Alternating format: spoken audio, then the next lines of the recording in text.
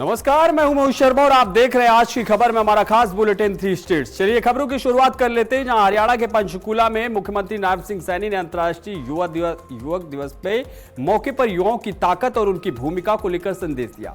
मुख्यमंत्री ने कहा कि जब युवा कुछ हासिल करने का संकल्प लेते हैं तो संसाधनों की कभी भी उन्हें रोक नहीं सकती।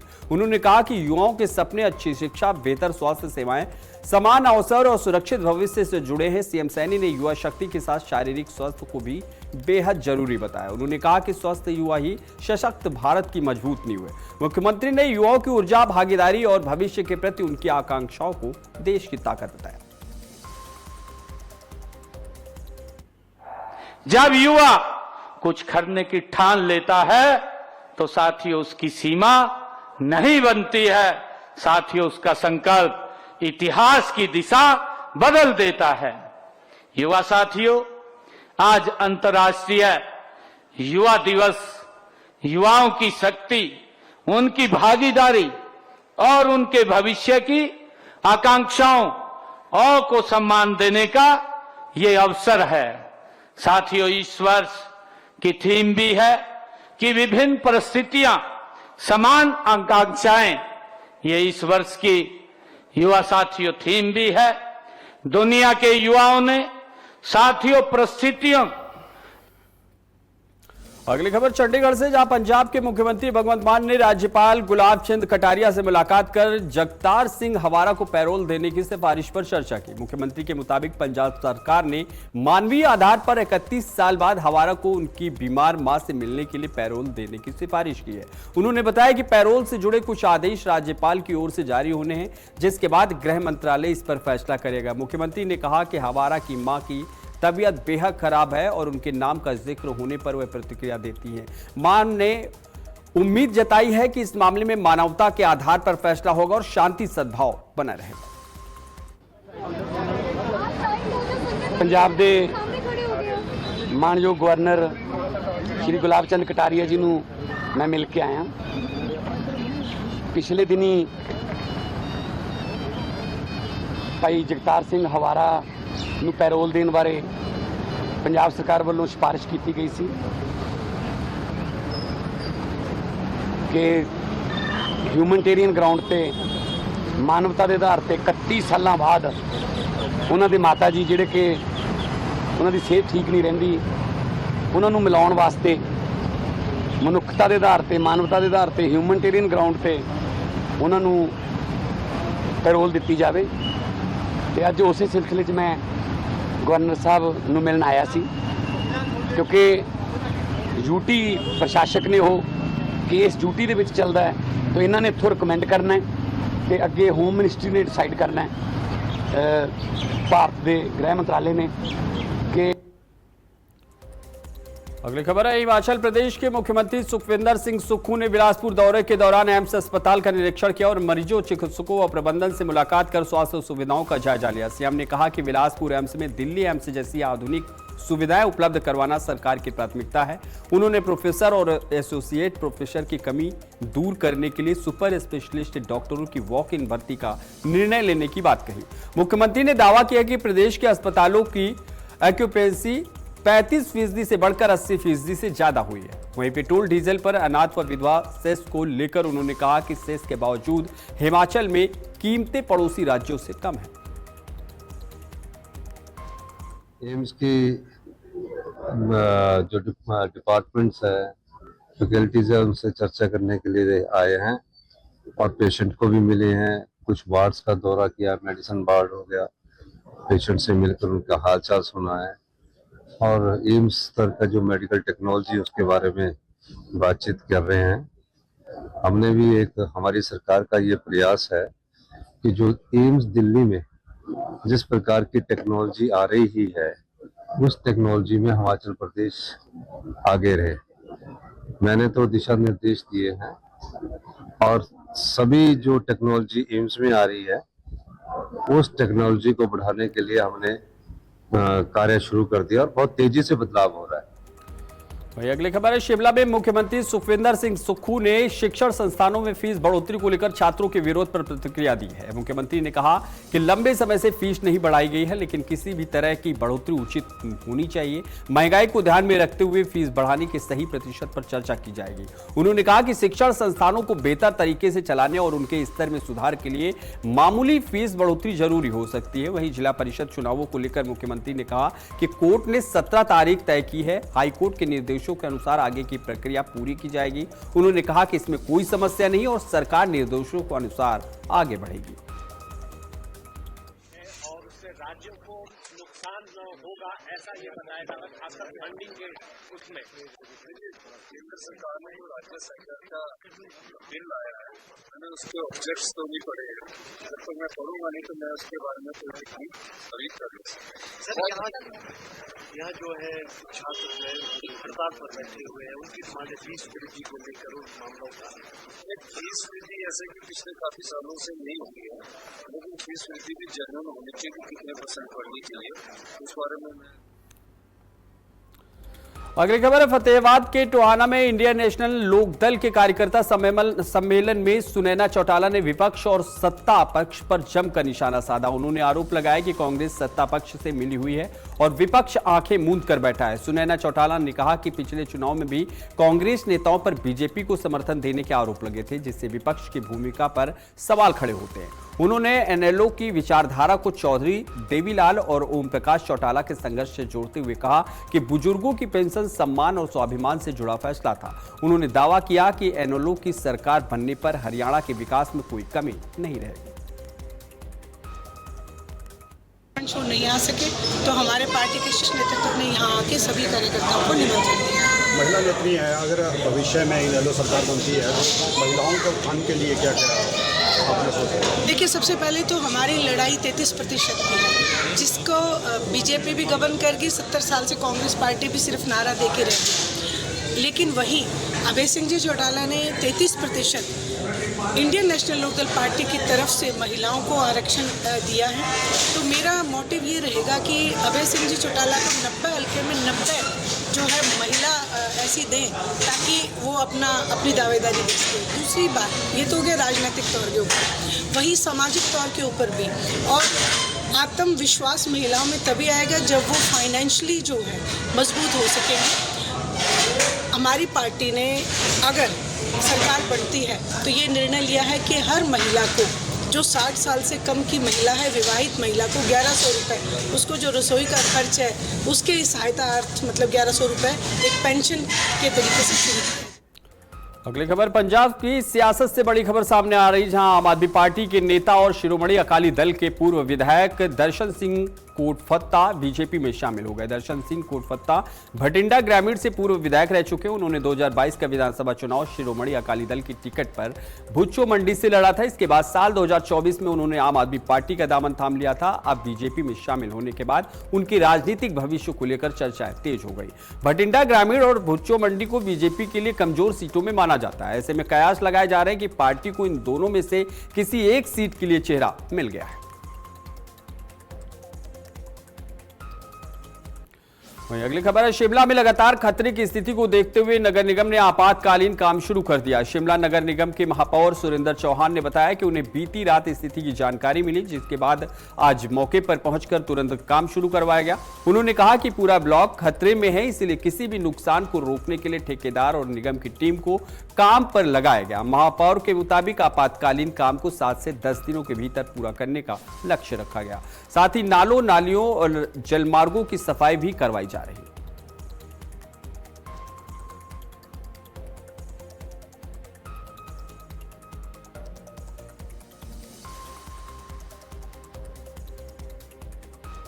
अगली खबर है, जहां चंबा में रावी नदी से जुड़ा बेहद गंभीर मामला सामने आया है। आरोप है कि एक पिता ने अपने 6 वर्षीय बच्चे को उफराती रावी नदी में फेंक दिया। घटना की सूचना मिलते ही एएसपी चंबा दिनेश शर्मा की अगुवाई में पुलिस टीम मौके के लिए रवाना हुई। पुलिस और स्थानीय लोग नदी के किनारे किनारे बच्चे की तलाश में जुटे हुए हैं। संभावित स्थानों पर लगातार सर्च ऑपरेशन चलाया जा रहा है। एसपी चंबा विजय सकलानी ने बताया कि बच्चे की तलाश जारी है और पुलिस घटनाक्रम से जुड़ी जानकारी जुटाकर मामले की जांच कर रही है। फिलहाल घटना के कारणों और परिस्थितियों को लेकर पुलिस की पड़ताल जारी है। अगली खबर पंजाब के पठानकोट से है, जहां सुजानपुर विधानसभा क्षेत्र के माधोपुर इलाके में रात के अंधेरे में कथित अवैध माइनिंग का मामला सामने आया है। सूचना मिलने पर माइनिंग विभाग की टीम ने रावी दरिया के किनारे दबिश दी। कार्रवाई के दौरान मौके से एक पोकलेन मशीन और 2 टिप्पर काबू किए गए। विभाग की सूचना पर पहुंची पुलिस ने तीनों वाहनों को कब्जे में लेकर पोकलेन ऑपरेटर, हेल्पर, ड्राइवर और क्रेशर मालिक समेत कुल 6 लोगों के खिलाफ मामला दर्ज किया है। माइनिंग विभाग के अधिकारी के मुताबिक अवैध माइनिंग रोकने के लिए लगातार टीमें बनाकर अलग अलग इलाकों में छापेमारी की जा रही है और नियम तोड़ने वालों के खिलाफ कार्रवाई जारी रहेगी। ਹੋ ਰਹੀ ਹੈ ਤੇ ਉਹਦੇ ਰਿਗਾਰਡਿੰਗ ਜਦੋਂ ਚੈਕਿੰਗ ਕੀਤੀ ਗਈ ਤਾਂ ਇੱਕ ਮਸ਼ੀਨ ਉੱਥੇ ਇਲੀਗਲ ਮਾਈਨਿੰਗ ਕਰਦੀ ਪਾਈ ਗਈ ਸੀ, ਜਿਹਦੇ ਨਾਲ 6 ਉਹਨਾਂ ਦੇ ਜਿਵੇਂ ਟਿੱਪਰ 2 ਟਿੱਪਰ ਫੜੇ ਗਏ, ਇੱਕ ਮਸ਼ੀਨ, ਉਹਨਾਂ ਚੋਂ 4 ਉਹਨਾਂ ਦੇ ਡਰਾਈਵਰ ਕਮ ਹੈਲਪਰ ਸੀ ਤੇ 2 ਮਸ਼ੀਨ ਆਪਰੇਟਰ ਸੀਗੇ ਤੇ ਉਹ ਅਸੀਂ 2 ਟਿੱਪਰ ਤੇ ਇੱਕ ਮਸ਼ੀਨ ਮਤਲਬ ਉਹਦਾ ਅਸੀਂ ਚਲਾਨ ਕੀਤਾ। ਉਹਦੇ ਅਗੇਂਸਟ FIR ਹੋਈ ਹੈ ਤੇ ਉਹ FIR ਸੁਜਾਨਪੁਰ ਥਾਣੇ ਰਜਿਸਟਰ ਹੋਈ ਉਹਨਾਂ ਦੀ। ਦੇਖੋ ਅਸੀਂ ਚੈਕਿੰਗ ਕਰਦੇ ਹਾਂ, ਮਤਲਬ ਸਾਡੀ ਹੁਣ ਜਿਵੇਂ ਪੂਰੇ ਡਿਸਟ੍ਰਿਕਟ ਪਠਾਨਕੋਟ ਤੁਹਾਨੂੰ ਪਤਾ ਮੌਨਸੂਨ ਸੀਜ਼ਨ ਹੈਗਾ, ਇਲੀਗਲ ਮਾਈਨਿੰਗ ਜਮਾਂ ਬੰਦ ਹੈ ਤੇ ਇਸ ਕਰਕੇ ਇਲੀਗਲ ਮਾਈਨਿੰਗ ਦੀ ਲਈ ਸਾਡੇ ਰੋਸਟਰ ਬਣੇ ਹੋਏ ਨੇ ਪਠਾਨਕੋਟ ਦੇ ਵਿੱਚ। ਡੇਲੀ ਅਸੀਂ ਮਤਲਬ ਪੂਰੇ ਪਠਾਨਕੋਟ ਵਿੱਚ ਰੋਸਟਰ ਵਾਈਜ਼ ਸਾਡੇ JE SDO ਅਸੀਂ ਜਾ ਰਹੇ ਹਾਂ ਸਾਰੇ, ਪਰ ਫਿਰ ਵੀ ਕਿਤੇ ਨਾ ਕਿਤੇ ਦੇਖੋ ਜਿਹੜੇ ਸ਼ਰਾਰਤੀ ਅਨਸਰ ਹੈਗੇ ਉਹ ਮਤਲਬ ਇਸ ਚੀਜ਼ ਤੋਂ ਨਹੀਂ ਟਾਲਦੇ, ਜਿਹਦੇ ਲਈ। अगली खबर पंजाब के पटियाला से, जहां Rajiv Gandhi National Law University यानी RGNUL में सफाई कर्मचारियों और सिक्योरिटी गार्डों ने काम छोड़कर हड़ताल शुरू कर दी। कर्मचारी यूनिवर्सिटी के बाहर धरना देकर प्रदर्शन कर रहे हैं। कर्मचारियों का कहना है कि वे पिछले 14 सालों से सेवाएं दे रहे हैं, लेकिन अभी तक उन्हें पक्का नहीं किया गया। उनका आरोप है कि यूनिवर्सिटी मैनेजमेंट और वाइस चांसलर के साथ कई बार बैठक हुई और जल्द पक्का करने का भरोसा भी मिला, लेकिन कार्रवाई नहीं हुई। कर्मचारियों ने मांग की है कि यूनिवर्सिटी सरकार से फंड लेकर उन्हें पक्का करने की प्रक्रिया शुरू करें। ਅਸੀਂ ਪੂਰੀ ਕਰਾਂਗੇ, ਪਰੰਤੂ ਅੱਜ 3 ਮਹੀਨੇ ਤੋਂ ਉੱਪਰ ਸਮਾਂ ਹੋ ਗਿਆ। ਅਸੀਂ ਕੱਲ ਚਾਂਸਲਰ ਸਾਹਿਬ ਨੂੰ ਮਿਲੇ ਸੀ, ਵਾਈਸ ਚਾਂਸਲਰ ਸਾਹਿਬ ਨੂੰ। ਉਹ ਕਹਿੰਦੇ ਸਾਨੂੰ ਲਾਰੇ ਲਾ ਰਹੇ ਨੇ, ਅਸੀਂ ਬਜਟ ਮੰਗਿਆ ਜੀ, ਐਂ ਕਰਿਆ ਜੀ, ਫਲਾਣਾ ਮੰਗਿਆ ਜੀ। ਦੁਬਾਰੋਂ ਅਸੀਂ ਸਾਡੀਆਂ ਕੰਮ ਲਈ ਮੰਗਾਂ ਲਈ ਦੁਬਾਰੋਂ ਅਸੀਂ ਅੱਜ 11 ਤਰੀਕ ਨੂੰ ਅੱਜ ਸ਼ਾਂਤਮਈ ਧਰਨਾ ਦੁਬਾਰੋਂ ਲਗਾ ਰਹੇ ਹਾਂ। ਧਰਨੇ ਦੇ ਵਿੱਚ ਕਿਹੜੀ ਜਥੇਬੰਦੀ ਹੈ ਜੀ? ਕਿਹੜੀ? ਸਾਡੇ ਕੋਈ ਜਥੇਬੰਦੀ ਨਹੀਂ, ਅਸੀਂ ਸਿਕਿਉਰਿਟੀ ਸਟਾਫ ਤੇ ਸਫਾਈ ਸੇਵਕ ਜੀ। ਅਸੀਂ ਤਾਂ ਹਾਂਜੀ ਕਦੋਂ ਤੱਕ ਧਰਨਾ ਜਾਰੀ ਰਹੂਗਾ? ਇਹ ਆਉਣ ਵਾਲੇ ਸਮੇਂ ਤੱਕ ਧਰਨਾ ਜਾਰੀ ਰਹੂਗਾ, ਜਦ ਤੱਕ ਸਾਡੀ ਮੰਗਾਂ ਨਹੀਂ ਪੂਰੀ ਹੁੰਦੀਆਂ ਜੀ। ਜਦ ਤੱਕ ਸਾਡੀ ਮੰਗ ਨਹੀਂ ਪੂਰੀ ਹੁੰਦੀ ਹੈ। ਪੱਕੇ ਹੋਣ ਤੋਂ ਲੈ ਕੇ ਹੋਰ ਕਿਹੜੀ ਮੰਗਾਂ ਜੀ?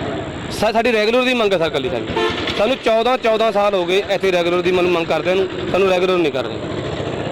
ਕਿੰਨੀ ਤਨਖਾਹ ਦੇ ਵਿੱਚ ਕੰਮ ਕਰਦੇ? ਹੁਣ ਕਿਸੇ ਦੀ 15,000 ਤਨਖਾਹ ਹੈ ਜੀ, ਕਿਸੇ ਦੀ 17,000 ਤਨਖਾਹ ਹੈ ਜੀ।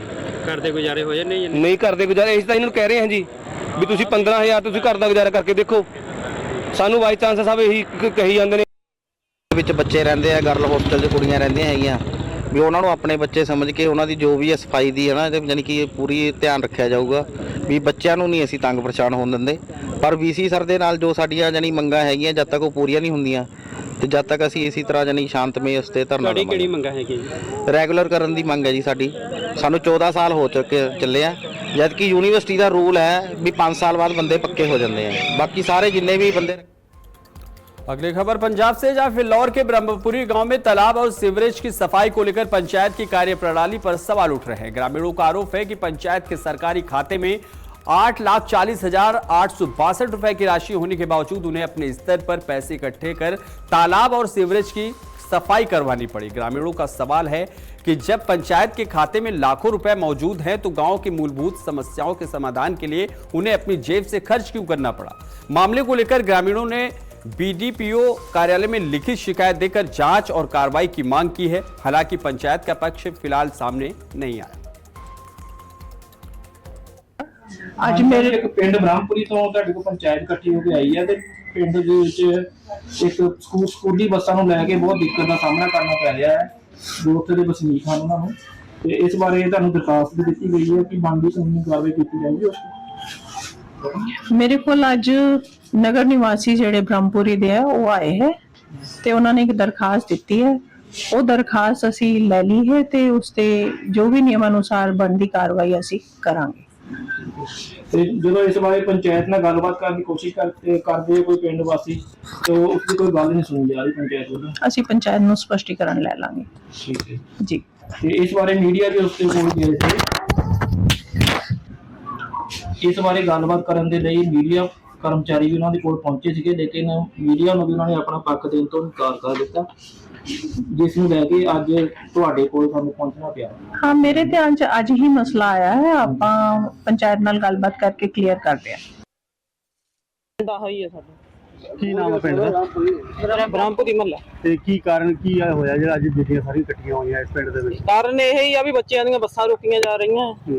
ਬੱਸਾਂ ਇੱਥੇ ਆਉਣੀਆਂ ਚਾਹੀਦੀਆਂ, ਬੱਚੇ ਦੂਰੋਂ ਨਹੀਂ ਲਿਜਾ। ਰੋਕ ਕਿਉਂ ਰਹੇ ਨੇ? ਕਾਰਨ ਤਾਂ ਕੋਈ ਹੋਊਗਾ। ਕਾਰਨ ਹੋਦੀਆਂ ਆ, ਕਹਿੰਦੇ ਹੋਦੇ ਟੁੱਟਦੀਆਂ। ਉਹ ਤਾਂ ਲੋੜ ਵੀ ਹੋ ਸਕਦੀ। ਹਾਂਜੀ, ਹੋਦੀਆਂ ਦੇਖੋ। ਹੋਦੀਆਂ ਬਾਕੀ। ਮੇਰਾ ਨਾਮ ਬਲਜਿੰਦਰ ਕੁਮਾਰ ਹੈ ਜੀ। ਕੀ ਹੋਇਆ? ਕੀ ਪ੍ਰੋਬਲਮ ਕੀ ਆ ਰਹੀ ਹੈ ਜੀ? ਪ੍ਰੋਬਲਮ ਇਦਾਂ ਆ ਰਹੀ ਹੈ ਕਿ ਇੱਕ ਹੌਦੀ ਟੁੱਟੀ ਹੋਈ ਹੈ। ਇਹ ਹੌਦੀ ਟੁੱਟੀ ਨੂੰ ਤਕਰੀਬਨ 2-2.5 ਸਾਲ 3 ਸਾਲ ਹੋ ਚੁੱਕੇ ਆ। ਅੱਛਾ, ਇਦਾਂ ਹੀ ਹੈ ਇਹ। ਹੁਣ ਭਾਜੀ ਛੋਟੇ ਬੱਚੇ ਲੈ ਕੇ ਆ ਰਹੇ ਹੋ, ਦੇਖੋ ਉਹਨਾਂ ਦੇ ਬੱਚੇ ਵੀ ਸਕੂਲ ਜਾ ਰਹੇ ਆ ਦੇਖੋ ਤੂੰ, ਆ ਦੇਖੋ ਨਿੱਕੇ ਜਿਹੇ ਬੱਚੇ ਨੂੰ, ਛੋਟੇ ਨਿਆਣਿਆਂ ਨੂੰ। ਇੱਕ ਮਿੰਟ ਗੱਲ ਕਰ ਲੈਂਦੇ ਨੇ, ਇੱਕ ਮਿੰਟ ਗੱਲ ਕਰ ਲੈਂਦੇ। ਉਹਨੂੰ ਤਾਂ ਹੀ ਹੈਲੋ, ਹਾਂਜੀ, ਕੀ ਨਾਮ ਜੀ ਆਪਣਾ? ਮੇਰਾ ਨਾਮ ਜਸਵੀਰ ਲਾਲ ਆ। ਹਾਂਜੀ, ਇਹ ਜਦੋਂ ਪੰਚਾਇਤ ਬਣੀ, ਵਾਰਡ ਨੰਬਰ ਕਿਹੜਾ? ਵਾਰਡ नंबर 4 ਆ। अगली खबर पंजाब के समराला से, जहां नवरात्रि के शुभ अवसर पर माता नैना देवी दरबार में लगने वाले 49वें मुफ्त मेडिकल कैंप और एम्बुलेंस सेवा का आज रवाना किया गया। पुरानी सब्जी मंडी से विधायक जगतार सिंह दयालपुरा ने सेवादारों को सिरोपा पहनाकर सम्मानित किया। यह मेडिकल कैंप 13 से 24 अगस्त तक चलेगा, जिसमें पंजाब के करीब 40 डॉक्टर 24 घंटे श्रद्धालुओं को मुफ्त स्वास्थ्य सेवाएं देंगे। कैंप में जांच और दवाइयां भी निःशुल्क उपलब्ध रहेंगी। गंभीर मरीजों को अस्पताल पहुंचाने के लिए मुफ्त एम्बुलेंस सेवा भी दी जाएगी, जो समराला के सतीश कुमार पिछले 14 वर्षों से लगातार दे रहे हैं। फूलों की वर्षा के साथ एम्बुलेंस और सेवादारों की गाड़ियां माता नैना देवी दरबार के लिए रवाना की गई।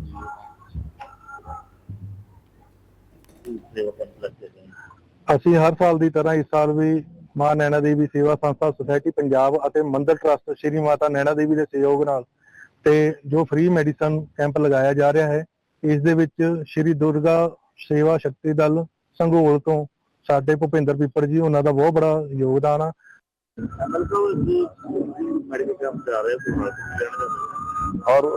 ਹਰ ਸਾਲ ਦੀ ਤਰ੍ਹਾਂ ਇਸ ਵਾਰ ਵੀ ਮਾਤਾ ਮੰਦਰ ਟਰੱਸਟ ਵੱਲੋਂ, ਨੈਣਾ ਦੇਵੀ ਟਰੱਸਟ ਵੱਲੋਂ ਜਿਹੜਾ ਫ੍ਰੀ ਕੈਂਪ ਹੈਗਾ, ਜਿਹੜਾ ਜਿਹਦੀ ਐਂਬੂਲੈਂਸ ਦੀ ਸੇਵਾ ਵੀ ਹੈ ਤੇ ਦਵਾਈ ਦੀ ਸੇਵਾ ਵੀ ਕਰਦੇ ਆ, ਬਹੁਤ ਸਾਲਾਂ ਤੋਂ ਕਰ ਰਹੇ ਨੇ।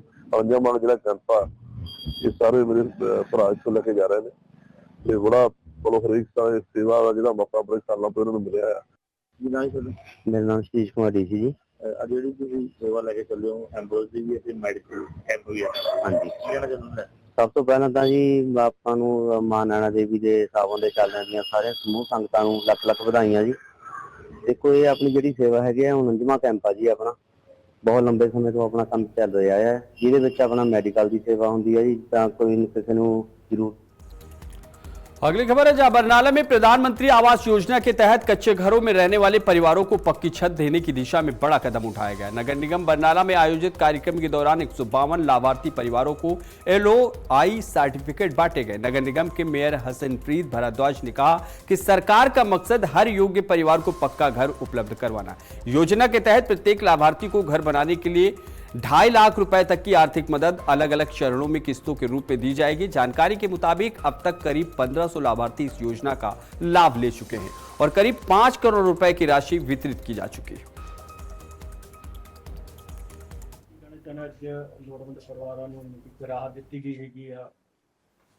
ਦੇਖੋ, ਅੱਜ ਅਸੀਂ ਮੇਰੇ ਨਾਲ ਹਲਕਾ ਇੰਚਾਰਜ ਸਾਡੇ ਹਰਿੰਦਰ ਢਾਲੀਵਾਲ ਜੀ ਨੇਗੇ।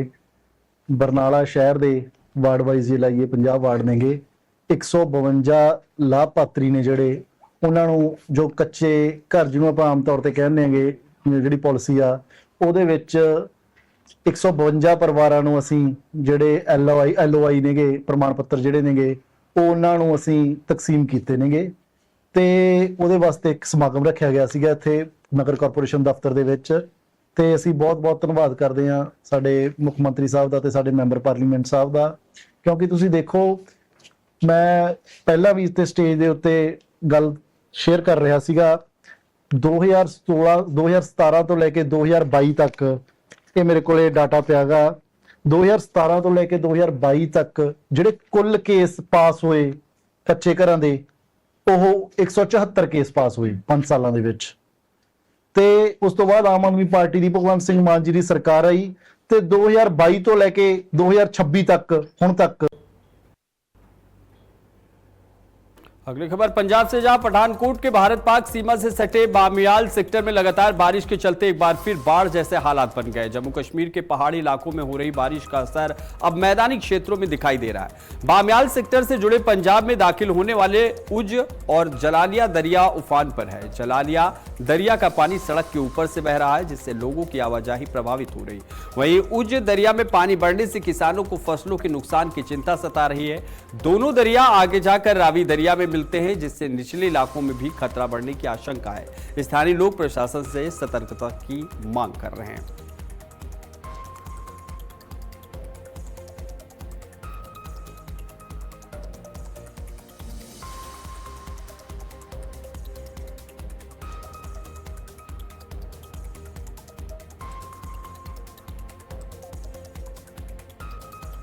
ਪਿੰਡ ਵੀ ਆਉਂਦਾ ਪਾਣੀ, ਬਲਾਕ ਬਮਿਆਲ ਆਉਂਦਾ ਹੈ ਤੇ ਉੱਜ ਵਾਲਾ ਵੀ ਤੇ ਸਾਡੇ ਦਰਿਆ ਦਾ ਬੜਾ ਪਾਣੀ ਨੁਕਸਾਨ ਹੁੰਦਾ। ਹਰ ਸਾਲ ਨੁਕਸਾਨ ਹੁੰਦਾ। ਸਾਡੇ ਪਿੰਡ ਵੀ ਲੱਖ ਪਾਣੀ ਹੁੰਦਾ, ਪੈਲੀਆਂ ਦਾ ਤੇ ਫਸਲ ਦਾ ਨੁਕਸਾਨ ਹੁੰਦਾ। ਤੇ ਅਸੀਂ ਚਾਹੁੰਦੇ ਹਾਂ ਕਿ ਸਾਡਾ ਕੋਈ ਹੱਲ ਕੀਤਾ ਜਾਵੇ। ਹਰ ਸਾਲ ਸਾਡੇ ਨੁਕਸਾਨ ਹੁੰਦਾ, ਘਰਾਂ 'ਚ ਪਾਣੀ ਵੜ ਜਾਂਦਾ, ਗੋਡੇ ਗੋਡੇ ਲੱਖ ਪਾਣੀ ਹੁੰਦਾ। ਤੇ ਅਸੀਂ ਇਹ ਚਾਹੁੰਦੇ ਕਿ ਚਲੋ ਸਾਡੀ ਸੁਣੀ ਜਾਵੇ ਤੇ ਸਾਡੇ ਪਿੰਡ ਦੀ ਥੋੜੇ ਜੀ। ਕਿੰਨੇ ਕੁ ਪਿੰਡ ਪ੍ਰਭਾਵਿਤ ਹੁੰਦੇ ਆ? ਇਹਦੇ ਨਾਲ ਸਾਡਾ ਪਿੰਡ ਬਮਿਆਲ ਹੋ ਗਿਆ, ਦਨਵਾਲ ਹੋ ਗਿਆ, ਕੁੱਲੀਆਂ, ਲਗਭਗ ਜਿੰਨੇ ਵੀ 8-10 ਪਿੰਡ ਜਿਹੜੇ ਆ ਨਾ ਇਹ ਨੁਕਸਾਨ 'ਚ ਹੁੰਦੇ ਨੇ। ਪਿੱਛੋਂ ਮੁੱਠੀ ਉਧਰ ਮੀਰੇ ਚੱਕ ਤੋਂ ਲੈ ਕੇ ਸਮਰਾਲੇ ਤੋਂ ਲੈ ਕੇ ਆਉਂਦਾ ਤੇ ਪਾਣੀ ਦੇ ਵਹਾਅ ਨਾਲ ਕਿਸਾਨਾਂ ਦਾ ਬਹੁਤ ਜ਼ਿਆਦਾ ਨੁਕਸਾਨ ਹੁੰਦਾ ਤੇ ਇਹ ਸਾਨੂੰ ਹਰ ਸਾਲ ਹੀ ਸਮੱਸਿਆ। ਅੱਜ ਕੀ ਪੋਜੀਸ਼ਨ ਹੈ? बुलेटिन में फिलहाल के लिए बस इतना ही। देश और दुनिया की तमाम बड़ी खबरों के लिए देखते रहिए आज की खबर। नमस्कार।